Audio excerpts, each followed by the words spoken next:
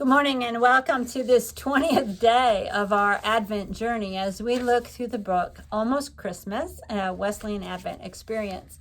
We're very grateful for all those devotions we've shared up to this point. Can you believe we're on day 20?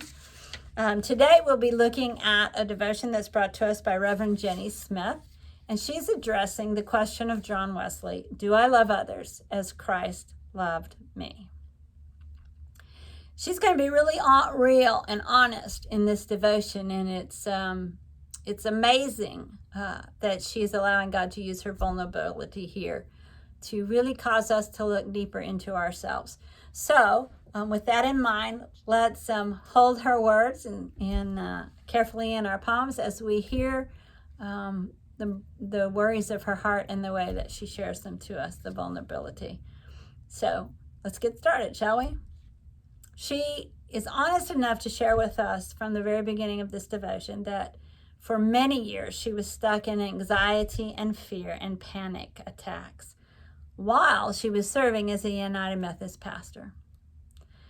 It was eerie to stand up, she said, and share a message of love and grace that she truly, fully believed, while also sensing a lion in the room about to pounce.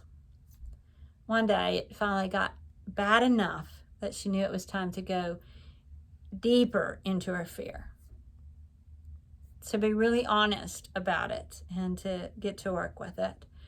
So once she was ready to do the work, to befriend her fear and hear what it was trying to tell her, she said that's when God invited her into all kinds of resurrections.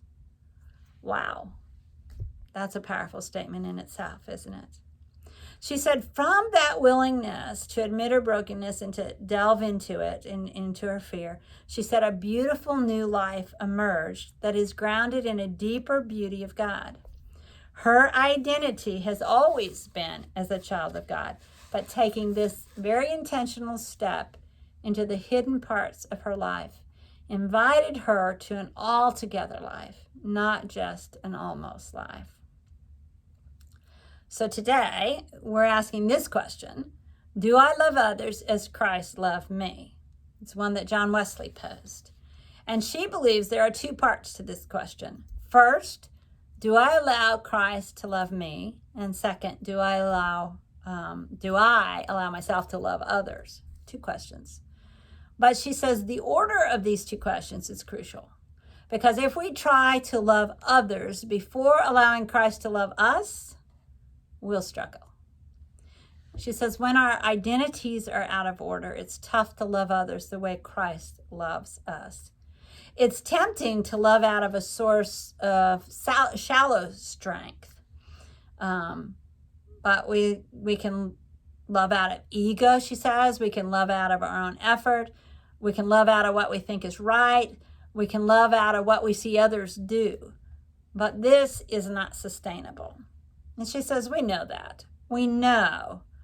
But oftentimes we don't pay attention to it as long as we think it's mostly working. Boy, she's getting real with us, isn't she?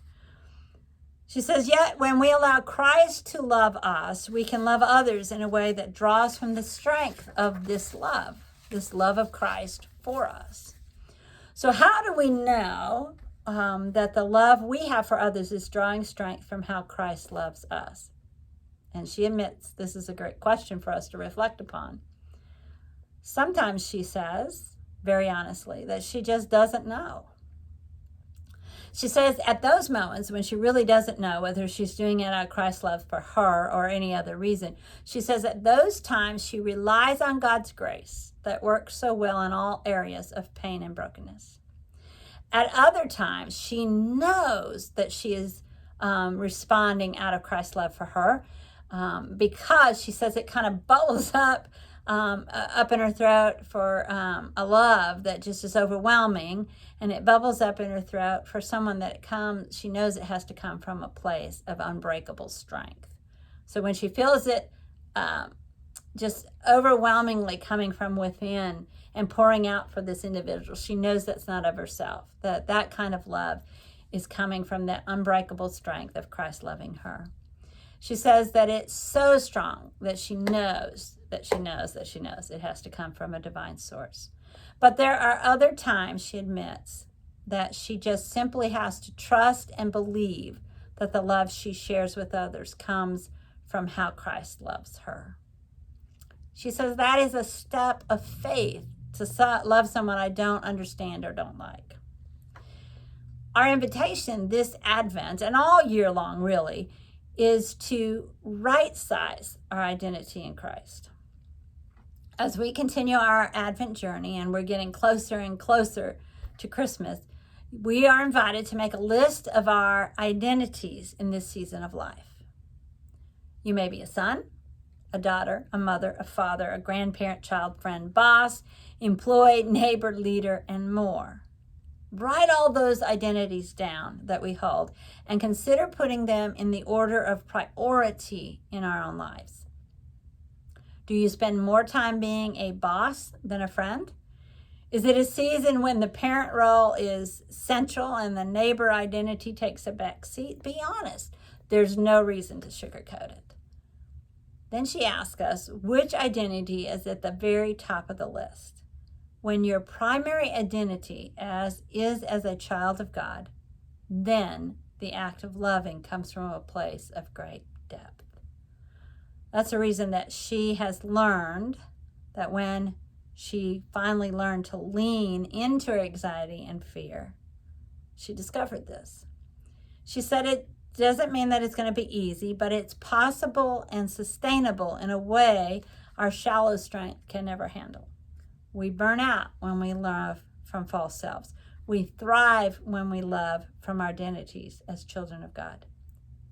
So she's hoping for us, prayerfully hoping for us, that we may spend hush moments with the one who made us today, and thereby receiving the love that God longs to give to us. And then, she says, may you love one person extravagantly well today.